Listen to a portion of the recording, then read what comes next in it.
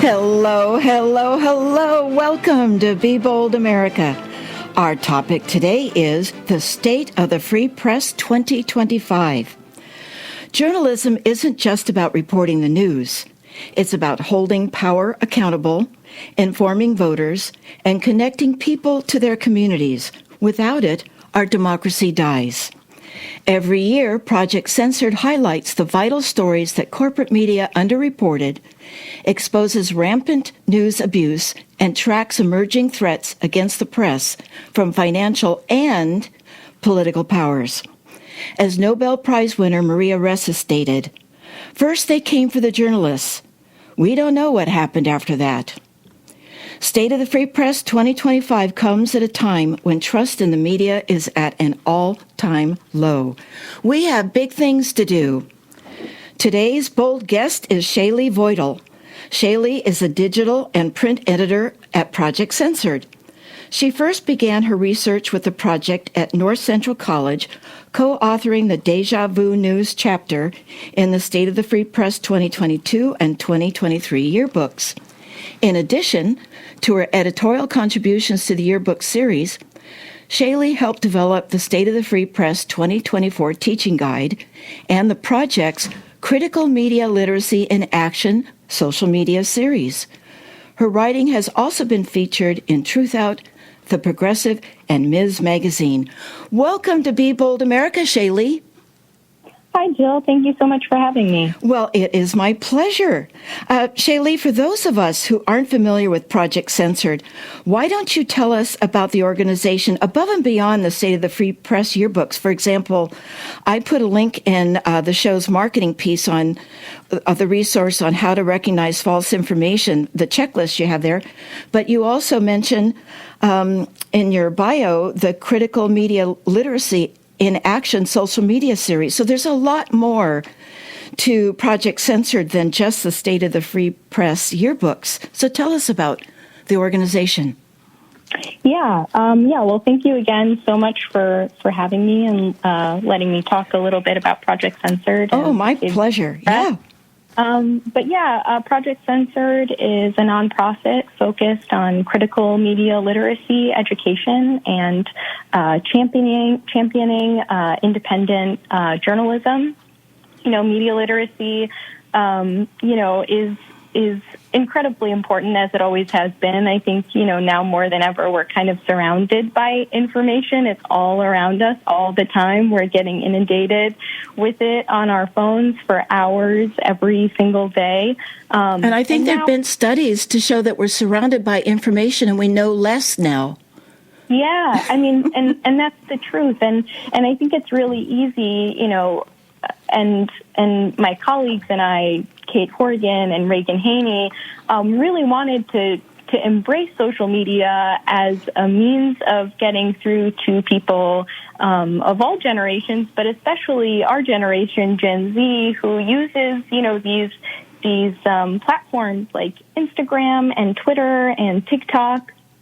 And we consider ourselves digital natives. We're really intuitive about it, but at the same time, there's so much that we're not understanding about the information that we're consuming because we're just kind of passively reading or watching or listening. So that's a huge part of our work is concentrated on media literacy and helping folks access those tools and resources to make them more responsible media consumers. Well, I also read somewhere that in the Scandinavian countries, they actually have courses in elementary school and high school on media literacy. We don't have that here. Yeah, I think in some states it's mandated. Oh, good. But but certainly not as much as it should be. And fortunately, that's kind of where we hope to fill in some of those gaps. We have so many resources actually on our website, projectcensored.org, and we have an entire classroom page that's devoted to teaching guides, for teachers, but also students that are energized and excited about the media and how they can be media makers as well as media consumers. Because that's really easy to do now. Everybody has a smartphone these days, so making media is just as easy as consuming it. And so we have all of those resources. But yeah, media literacy education in the classroom is so important. But when that is, and we have so many, obviously too, we have so many faculty that we work alongside for our campus affiliates program that are engaging their students in their classrooms in higher education, but it needs to start a lot earlier. So we kind of have a lot of our messages on our website about, how to get teachers involved in that. Well, one thing I wanted to share with you is that years ago, I facilitated meetings in Washington, D.C., Prague, and Iceland on information literacy. And doing that, I picked up, some knowledge based on it. And I was actually looking up one day on a topic. And one of the things they taught us was look who's on the board of directors. If you've got an organization and see if they have a board of directors there. And so I was doing this for this topic, and I turned out I was 3 clicks away from buying a gun. No kidding. Because I looked up the board of directors, I clicked on that a board member, and he had a link to how to buy guns. I went, this organization isn't for me. So backspace, yeah. That's one information literacy story that I remember doing myself. So also, how many years has Project Censored been publishing these State of the Free Press yearbooks? Well, that's a good question. Project Censored has been around since 1976, and we've been publishing our books, I want to say, since the early 90s. But yeah, the books are a very important part of the work that we do. Every year we spend so much time, considering all of these stories that have been underreported, and we notice these patterns every single year, no matter how long we've been doing, doing these yearbooks. Yeah. See those same clusters every single year: environmental stories, labor stories. And, of course, it's no coincidence. There's obviously bigger interests at play when it comes to those things. Well, tell us how they're selected, because when I read in the book, it seems like quite a rigorous process that the underreported stories are selected for publication in the book. Yeah. Thank you for asking. Yeah, this year is our 49th cohort of students. So there were 206 student researchers, from 9 colleges who worked on validated independent news stories with the help of their faculty mentors. It's actually quite near and dear to me as well, because I was once a student researcher doing a VIN assignment. That is yourself. How I first initially got involved in the project. And so each student is responsible for writing a summary of a news story that they've identified as underreported by the corporate media. And then the stories are vetted by us at Project Censored for timeliness, credibility, quality of sources, and then also, corporate coverage. And then they're posted to our website. And then all of the validated independent news stories that we've collected from that year are then shared with the same faculty and students who worked on them, along with our expert judges, who are a panel of professors, professional journalists, and editors, and so on. And they work to narrow down a list of, over 100 stories to then just 25. And then those 25 stories are then thoroughly researched once again by Project Censored interns using databases to make sure that in the time since they've been submitted, they haven't been covered by the corporate press in the time they've been submitted. And then finally, that list is then sent to our panel of judges once again to rank the stories to determine the ultimate top 25 list.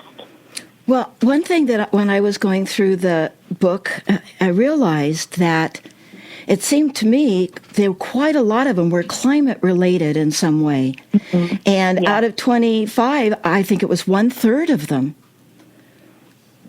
Yeah.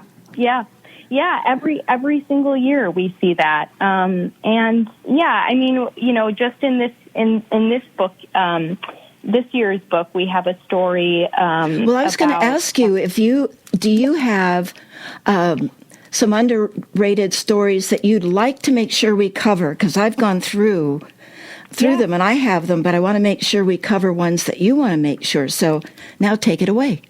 Oh, sure. Yeah, you know what? Well, this year we did see a lot of environmental issues. We saw a lot of big tech and social media issues covered, social media censorship covered in this year's list. And our fifth story this year was concerning abortion services being censored globally on social platforms. So that includes Instagram, Facebook, and TikTok after Roe v. Wade was overturned in 2022. And that was on my list to talk about, because just to really stress, we're talking about online abortion services or information and they're facing global censorship on media platforms. And I would think the women looking for this service would be social media focused and oriented. So this is really a serious issue. So tell us more about that. Yeah, I mean, it certainly is. Yeah, women's advocacy groups called, the Dobbs decision, the catalyst for the suppression of reproductive health information online, where sort of these platforms are, overcorrecting and blocking access to certain information to avoid, legal repercussions.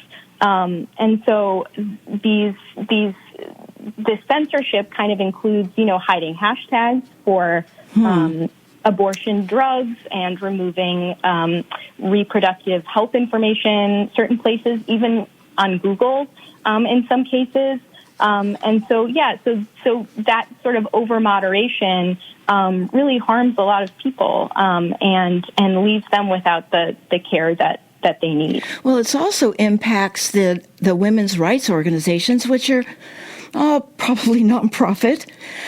Women's rights organizations and reproductive health advocates have been forced to really use up a lot of their scarce resources in fighting this sort of manipulation and disinformation.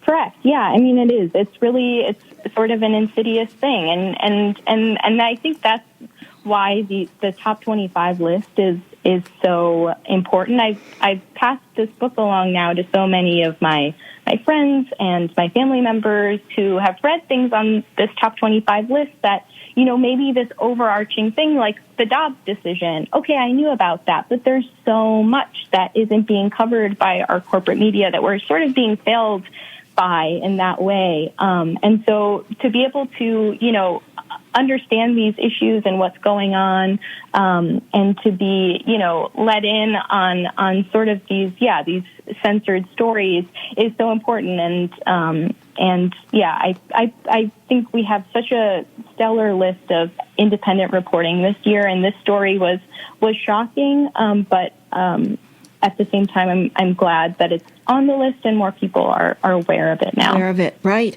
Well, you mentioned that you're a Gen Zer, and I am. There's a story in here about the military personnel target, or what they call thirst traps, targeting Gen Z. Can we talk about that next? Yeah. So the U.S. So what is a thirst trap? That's a great question, Jill.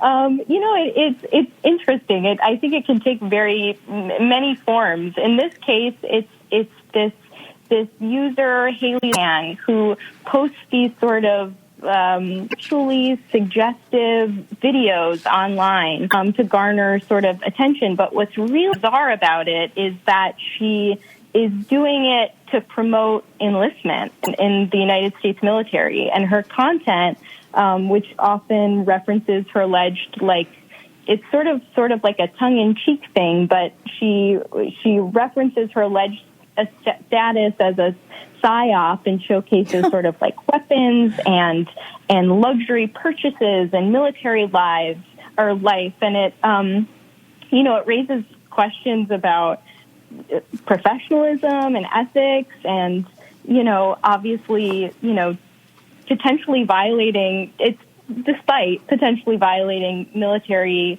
conduct rules. She's remains active in the military.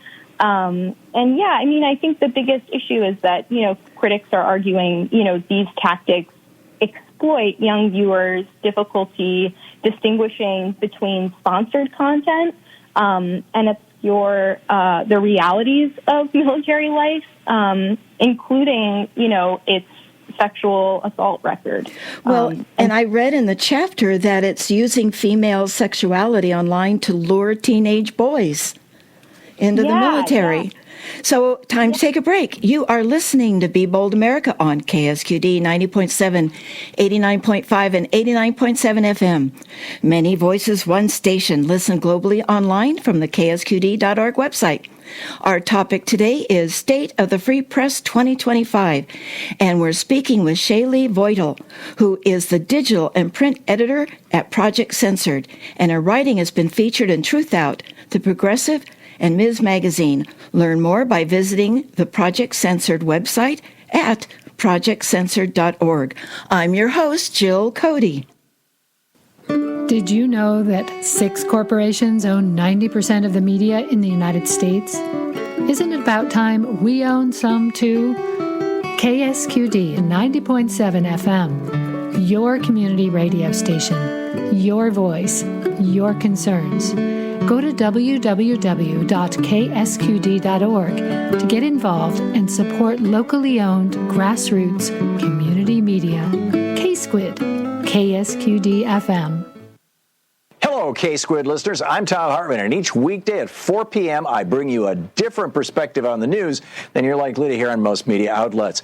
Please join me on KSQD Santa Cruz, your ink spot on the dial for the Tom Hartman program, heard now for the first time ever in the Monterey Bay area at 90.7 FM, weekdays at 4 p.m. That's Progressive Talk and Conversation with me, Tom Hartman, weekdays at 4 p.m. on KSQD 90.7 FM. Tag, you're it. We're back. Would you like a friend to hear this interview on State of the Free Press 2025? Be Bold America is available as a podcast. Subscribe for free from your favorite podcast platform, or listen to the show at Be Bold America's homepage on the ksqd.org website. In addition, KSQD is proud to announce that we now have a mobile app so that you may listen to your favorite shows anytime from your smartphone. You can download it from the App Store or visit ksqd.org/KSQD app. Now, Shaylee, one thing that I'd like to make sure we cover are the ones that touch on the climate. So there's one story here about a vicious circle of climate debt traps world's most vulnerable nations. And it really talks about the global standards for the climate debt, for climate resilience, requires immense national budgets. So can you talk more about that one?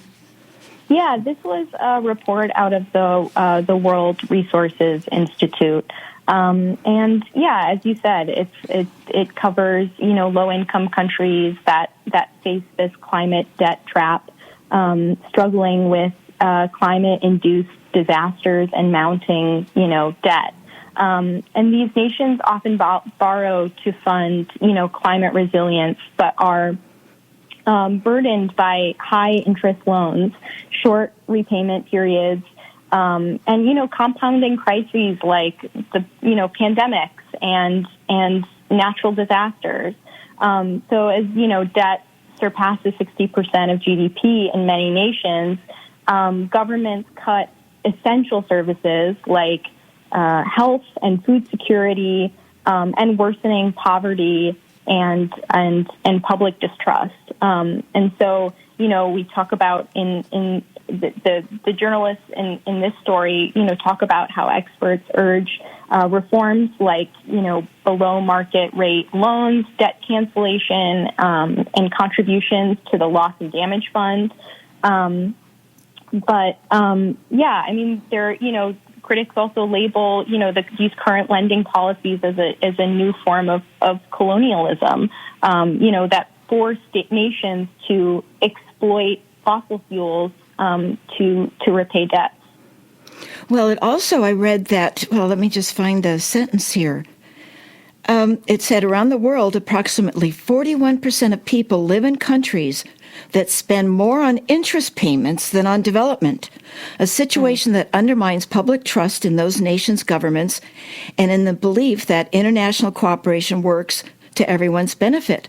So this is the downfall of governments if they don't understand what's happening.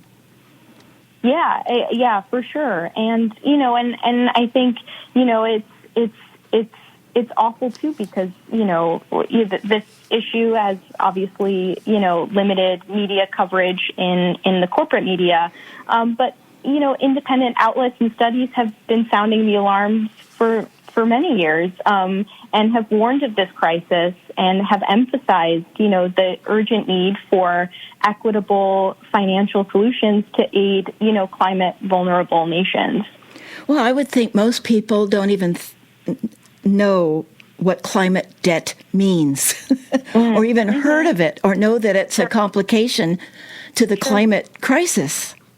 Yeah, and that's exactly right. And that's why this story is super important. But yeah, it's no coincidence that it was number 2. It was definitely illuminating to many of the people on our panel of judges as well. Well, the next chapter 3, the next unreported story, is something probably near and dear to our hearts because we're in Santa Cruz. We live on the coast. Is the saltwater intrusion threatens U.S. freshwater supplies. So this is an escalating threat, especially on the coast, and it's drawing in the salt line farther into the land. And the corporate media just treats it as a local story and not the bigger story that it is. Tell us more about saltwater intrusion.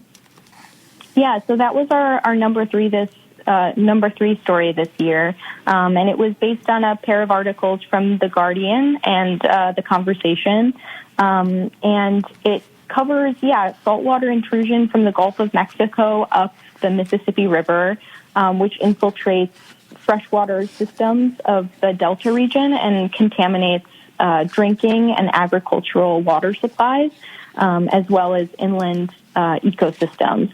And this is one of the many results of climate change in coastal regions across the U.S. and globally. Sea levels are drastically rising, and these rising sea levels are gradually drawing the salt line in. And when the Gulf Coast and Midwest regions experienced severe drought in 2023, it drew the salt line even further inland.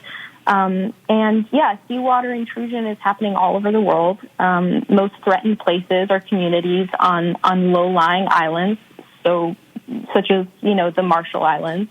And there are many consequences that come along with this. And Holly Michael, in her article for the Conversation, talks about how drinking water that contains, even 2% seawater can increase blood pressure and stress kidneys.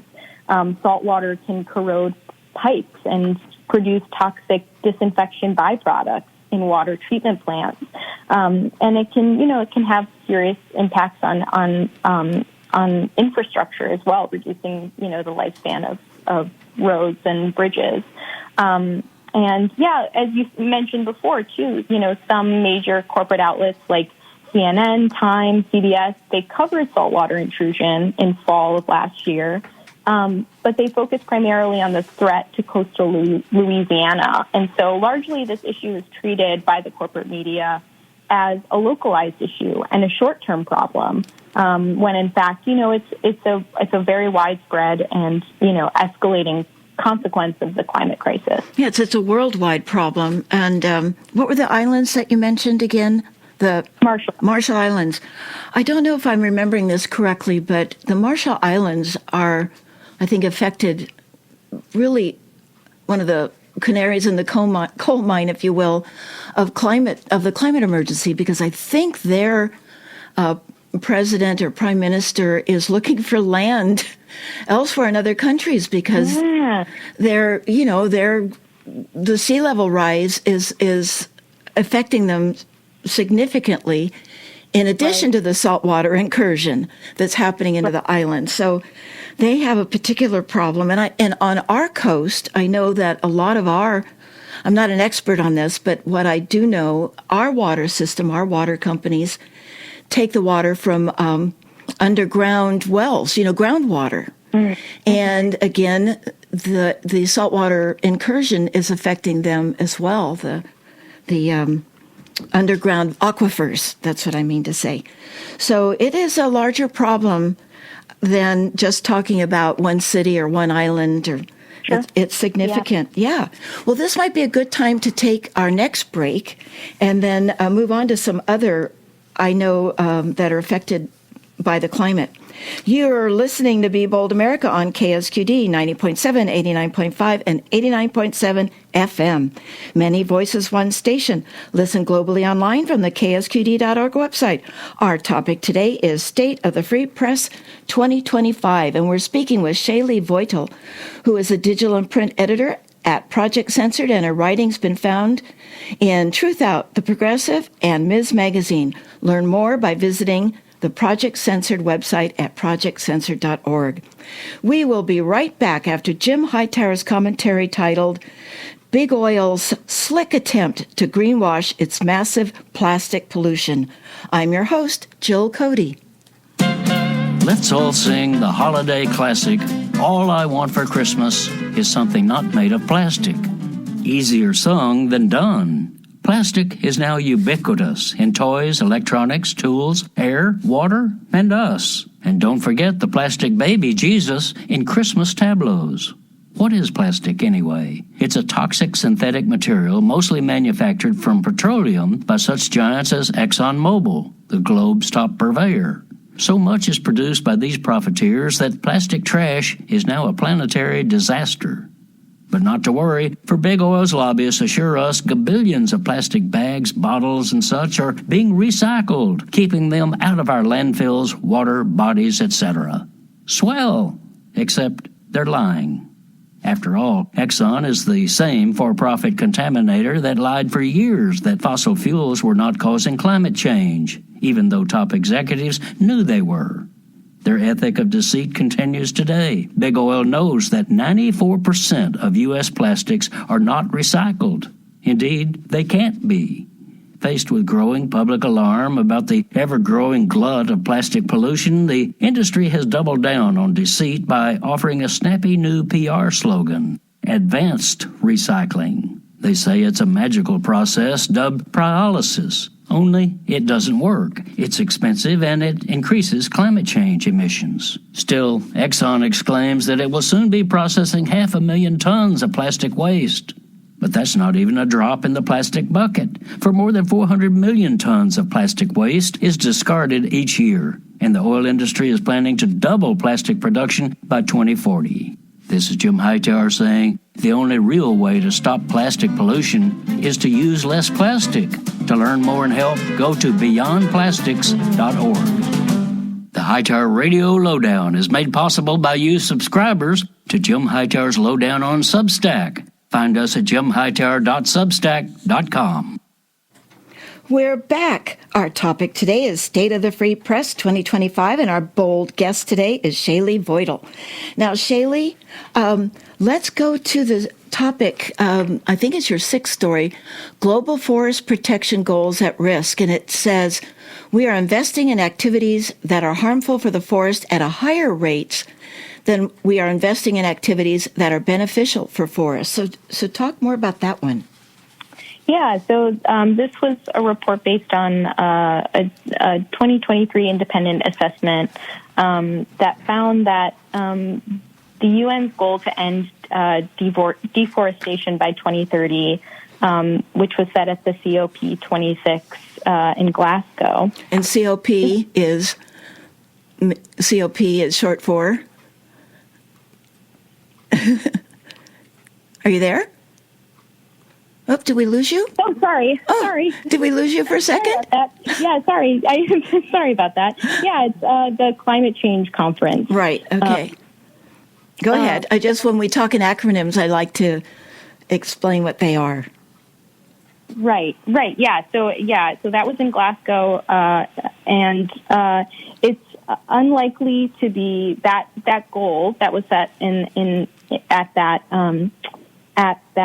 conference is unlikely to be met due to misaligned financing priorities, and governments invested up to $635 billion annually in gray activities harmful to forests between 2013 and 2018, while allocating less than 1% of that toward forest conservation and restoration. And so achieving forest protection goals requires $460 billion annually in green financing, according to that forest declaration assessment. And my wonderful program engineer here looked up COP, and it's Conference of the Parties. Is that it, Eliza? Oh, sorry about that. Yeah. Sorry, I misunderstood you. Yeah. That's okay. That's all right.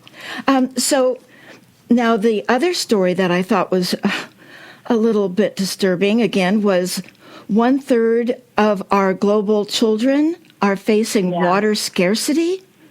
Yeah. This one was, oh boy, extremely disturbing. Very, very disturbing. So nearly 1/3 of the world's children face severe water scarcity, and this was according to a UNICEF report in November of last year. Which I love the title of, The Climate Changed Child. Yes, yeah. Wow. And this sort of builds off of research that was done in 2021, UNICEF's research, which was the Children's Climate Risk Index that was released in 2021. And that emphasized how, the climate crisis disproportionately harms children through worsening water shortages. And so the hardest hit regions are South Asia, with 347 million children affected. Wow. And the Middle East and North Africa, where limited water sources and increasing variability exacerbate the crisis.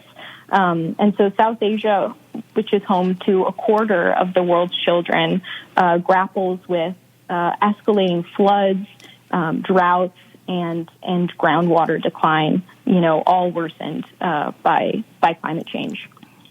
Well, this report, I would like people to look it up, the UNICEF, The Climate Change Child, which details a myriad of ways in which children bear the brunt of the impacts of the climate crisis. It's not just the water, but it details many more things that they're facing. One sentence here was, yet millions of children in South Asia don't have enough to drink in a region plagued by floods, droughts, and other extreme weather events triggered increasingly by climate change. So here are countries that are facing these floods and droughts and extreme weather, and yet they don't have drinking water or scarce drinking water. Right. Yeah. And there was a quote in that story as well, which was by the UNICEF South Asia chief that, talks about, safe water is a basic human right. And we see that now, even in the United States. That is a human right, and to see, such staggering numbers. 347 million children in South Asia alone facing water scarcity. It's shocking and terrifying, and it's even more terrifying when you see such numbers like that, and it's not being covered in the corporate media. Well, and it's not being covered in our own country, because I know people remember what happened in Flint, Michigan, when they changed the water source and the lead went into their primary water source and ruined babies and children's brains, and they're piping and they're doing that. But that's happening in many cities around the country.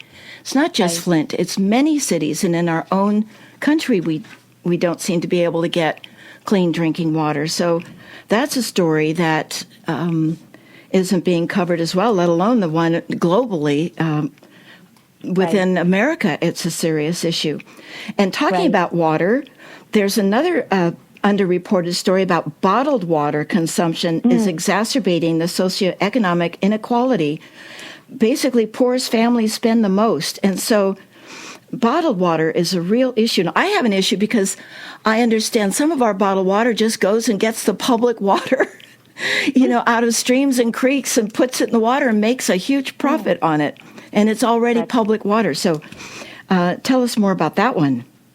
Yeah, this was a report for Counterpunch by Daniel Jaffe. And it talks about how, bottled water has become the top-selling beverage, in the United States, with global sales reaching hundreds of billions of dollars. But it highlights, how bottled water, often replacing cheaper tap water, is a significant financial burden for the poorest families. And so it highlights this Consumer Reports analysis from 2019 that found that families with the lowest incomes spent the most on bottled water, even though it's far more expensive than tap water. And so... Well, we talked about the tap water. In some communities, the tap water isn't drinkable. But that's true. It's just a part of this problem. Go ahead. Right. Sorry, I interrupted. No, that's okay. Yeah, but yeah, so... And Jaffe kind of talks about, challenges, sort of this common belief that bottled water is primarily consumed by, higher income households. And he talks about, how, in fact, lower income households, particularly in Black and Hispanic communities, are more likely to rely on bottled water. And Black households particularly spend an average of $19 per month on bottled water, compared to just $9 spent by white households. So it's this staggering disparity that we're seeing, exacerbates socioeconomic inequalities. Well, and there's another story. Maybe we'll go to this one next, because it's in bottled water is a lot of those unregulated. Is it PFAS? PFAS? Yeah. And you have a story about that. But bottled water is also has the forever chemicals in it. So it's not just the inequality. The poorest families spend more, but it's also they're getting more of the forever chemicals. And you have a story about that regarding the Native American community. So let's jump to that one. Yeah. So these per and polyfluoroalkyl substances, which more easily are called forever chemicals. They're linked to serious, health risks, including cancer. But this was our 19th story on this year's list, which found that Native American communities have been disproportionately affected by forever chemicals. And these chemicals that are used in products like food wrappers and firefighting foam have contaminated water sources. And these, indigenous communities are facing higher levels of exposure, particularly among groups like the Ottawa Nation, where cancer rates are high. And so these were reports by the Real News Network and GRIST highlighting these devastating health impacts. Well, it's funny that I learned about forever chemicals. I'm trying to remember the name of the book, maybe The Toxic Rubber Duckies, something like that. It was written about 20 years ago by two Canadian professors. And there was a story in there where a worker got covered in a toxic chemical and was sent to the hospital for help. The doctors were treating this gentleman that got covered in his work environment, but the nurse was getting sick from being with him. Oh my goodness. And they went back to the chemical company and said, "What is in this? We have got to treat our patient and now our nurse." And the company said, "We don't have to tell you because it's proprietary, and according to the American government, it's secret too." So they're called forever chemicals, but a lot of them are secret chemicals. And so those that want to know more, look up secret chemicals or the toxic rubber duckies. If I'd known I was going to talk about this, I would have looked it up because the book's on my shelf. But they're also secret and can affect those who are near them.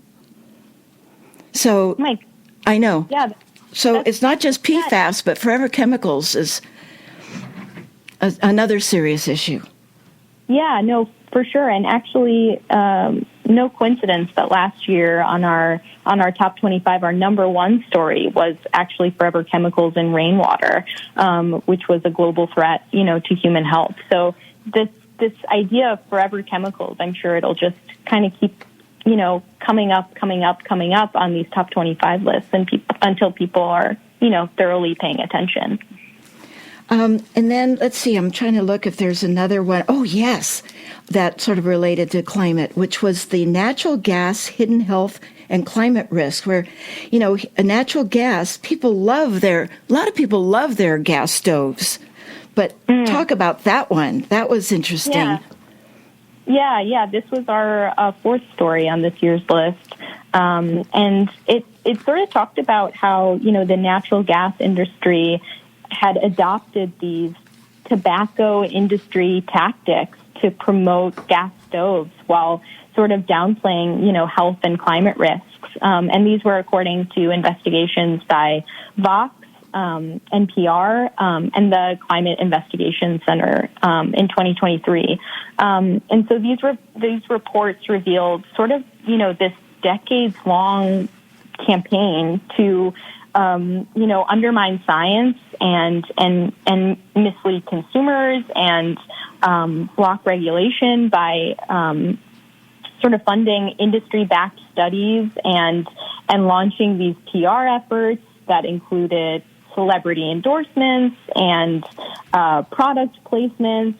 And, these gas stoves sort of they call in this report these sort of gateway appliances that encourage broader household gas usage, despite emissions linked to pollutants like carbon monoxide and methane. And so these internal documents that were revealed in these reports show that the industry acknowledged these risks privately while publicly dismissing them.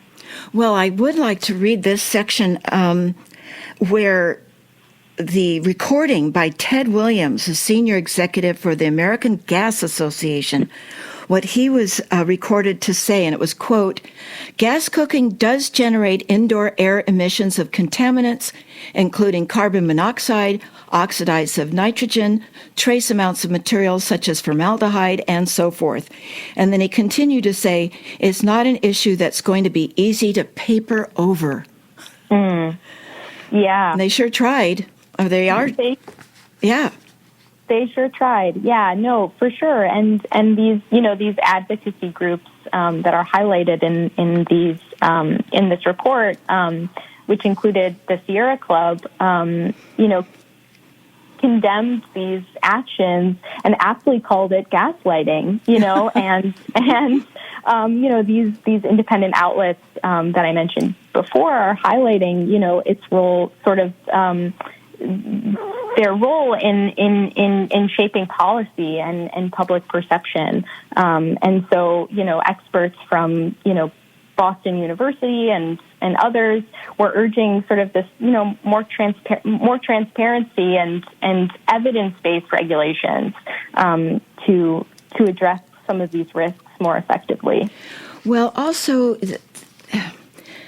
there's also this thing called the product of doubt. Companies, I think it was even the tobacco industry used it to create doubt in the issue, and people get paralyzed or confused. And the fossil fuel industry has been doing this for decades. But before the tobacco industry, it was the chemical industry. Just create the doubt because you don't have to prove anything. When you're in science, when you're doing the facts, you need to have provable facts, demonstrations, telling the truth. But doubt is just tossing something in there. Again, this is where we began our conversation of disinformation. Just throw some doubt out there and confuse people. And the longer people are confused, the longer that they can make a profit. And doubt really has become a product in and of itself. There are advertising firms that specialize in the product of creating doubt in whatever field it is, fossil fuel, tobacco, chemical, or here, the natural gas industry. It's really insidious. It is certainly insidious. And actually, I mean, it's something that we see in a lot of other places as well. I mean, something that we talk about at Project Censored that the news media does is, something can be factually accurate, but still misleading because of how it's framed. And so there are all of these tools that we can use to kind of assess information and how it's framed in order to kind of detect sort of that slant and that spin, and that, kind of trying to figure out where somebody's trying to, place that doubt. And make a profit. Just make a profit. Follow the money. If you're just joining us, my bold guest is Shaylee Voitel. Shaylee is the digital and print editor at Project Censored, and her writing's been featured in Truth Out, The Progressive, and Ms. Magazine. Learn more at projectcensored.org. You are listening to Be Bold America on KSQD 90.7, 89.5, and 89.7 FM. Many voices, one station. I'm your host, Jill Cody. When you hear Boat Cruise by Thundercat, you know it's time for the Sunday dinner here on K-Squid. Join DJ Dupsy on Sunday, December 15th from 6 to 7 p.m. with local artist and activist Record, who will be joining us again. Native American and Indigenous rap, decolonization, and identity are all going to be served up. It's food for thought and food for the soul on the Sunday dinner here on K-Squid. Many voices, one station. We're back, and Shaylee, I'd like to start talking about what we can do to keep doing, stop doing, and start doing, but I do have one more story. We can't cover all 25, but I do have one more that I'd like to cover, and that is the activist rallies outside insurance giants with the fossil fuel investments. Tell us about that. Yeah, that story. This is our number 16 story. And it was based on a pair of reports by Common Dreams and Inside Climate News. And it talked about these, intrepid environmental activists who organized to protest insurance companies' support of the fossil fuel industry from late February, I think it was, until early March of 2024. And the movement was organized by Inside Our Future, which is an organization that is committed to promoting a transition to clean energy and holding insurance companies accountable for their continued support of fossil fuel projects. And so the biggest of these protests took place in New York City at the headquarters of Chubb, Tokyo Marine, and AIG. And this came sort of days after a report by Inside Our Future, Rainforest Action Network, and Public Citizen found that at least 35 insurers were underwriting controversial liquefied natural gas export infrastructure along the U.S. Gulf Coast. And so Inside Our Future reported that 12 California insurance companies that have announced coverage restrictions in the state sort of made an estimated $3.6 billion by insuring fossil fuel infrastructure. And the Wall Street Journal sort of covered the pressure these companies were receiving from regulators, legislators, activists. But most corporate media outlets were, failing to cover the damaging and long-term impact to our planet by these fossil fuel insurance policies. Well, also in these few minutes, as I said, I'd like to ask what ideas you might have for us to keep doing, stop doing, and start doing, for us to take action as they relate to our discussion today. Our future depends on it. Those are great questions. I think keep doing. I would encourage listeners to stay engaged with independent media. I hope the discussion of these top 25 stories has, energized you in that direction to see sort of what's out there and what you might be sort of missing out on by only paying attention to the establishment press. Our website, projectcensored.org, has a very helpful list of it's a great resource, yes. Yeah, if you need a place to sort of start with that. And it's organized by sort of areas of issue, between climate and labor. So we have all of that available on our website. And then I would just also, keep critically evaluating corporate media narratives and framing, which, as you mentioned earlier, can be quite insidious. As far as starting, I would love to bring up the Project Censored website again, where not only can you find out more about this book, State of the Free Press 2025, but you can also find past chapters from past State of the Free Press volumes, which are available on our website at no charge to download.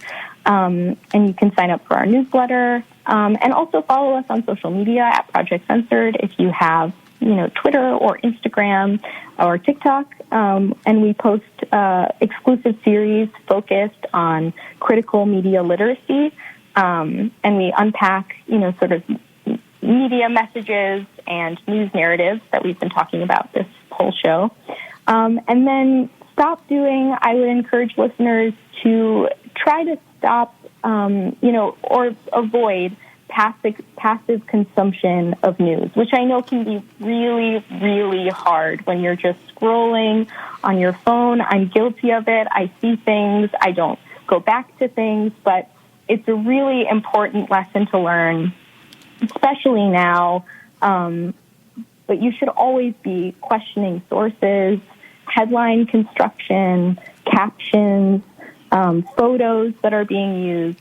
And so I would encourage listeners to break the habit of sort of, relying on establishment media, like the New York Times or Washington Post or Fox News or CNN for all of your information. There's so much independent media that is worthy of our support and attention, and you can find out all about it in this year's volume of State of the Free Press. Well, I love that phrase, stop passive consumption.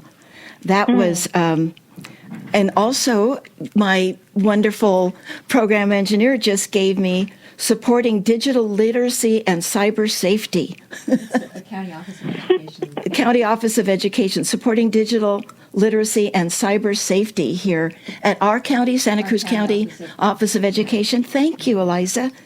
And so I love that phrase, no passive consumption. It reminded me of, I don't remember where I heard it, but someone said the most dangerous person in the world is one who won't learn. And I think about that because staying curious and learning about new things and staying curious and not just accepting what you see. That 60 Minutes taught the business that money can be made off of news. And there used to be a firewall where there was news consumption. They were a lost leader. They didn't make money on news. They focused on the truth and educating the public, the Edward R. Murrow days, the Walter Cronkite days. And then 60 Minutes came along, and the news corporations realized they could make money off of news, and that firewall came down, and then opinion and entertainment got into our news. And you really don't know, if the opinion that's out there is actually factual. So it's important to realize that we don't have a firewall between news and opinion and entertainment divisions in corporations anymore. So, So I just wanted to also say that Mickey Duff has been on this show many times, and I hope you say hi to him for me. Will do. He's always been great. But Shaylee, thank you for being our bold guest and impressive guest today. I really appreciate you being here on Be Bold America. Thank you so much, Jill. I really appreciate you having me on. Thank you, Shaylee. I really appreciate the work you've done in this book, State of the Free Press 2025. And those who want more, visit projectcensored.org. What's up next on Be Bold America? Well, what's up next is that Be Bold America, after 6 years, will be on pause for a few months. I will miss our time together discussing the heavy issues of the day, but I need to be home to support my husband, my hero hubby, to recover from a very serious surgery. I love all the volunteers at KSQD, and I will miss them terribly. I've worked in many organizations over the years, but the people at KSQD are the most dedicated and passionate volunteers I have ever had the pleasure to know. Also, I love the brilliant guests who say yes to my interview requests, and I love to be able to bring their truthful information filled with their dedication and expertise that you wouldn't hear elsewhere. And lastly, thank you, listener. You are the reason I volunteer, research, and identify unique topics for that one morsel of information that might help you in your life. All the best to you in this holiday season, and I wish joy finds you every day in the coming year. Thank you from the bottom of my heart for listening to Be Bold America. I want to give a very special thank you to my talented program engineer, Eliza James, for her volunteer commitment to my show on Sunday when she could have been at more singing gigs. And to our station's tireless program director, Howard Feldstein, who trained me from someone who had never done a radio show before to the semi-adequate producer and host that I am today. You are listening to KSQD Santa Cruz and KSQD Prunedale. Many voices, one station. Listen worldwide online at ksqd.org. Stay tuned for Sunday Dinner with DJ Dubsy. And while the show is on pause, remember, let your smile change the world. Don't let the world change your smile. My name is Jill Cody, and thank you for listening to Be Bold America. Until we're together again, keep, stop, start.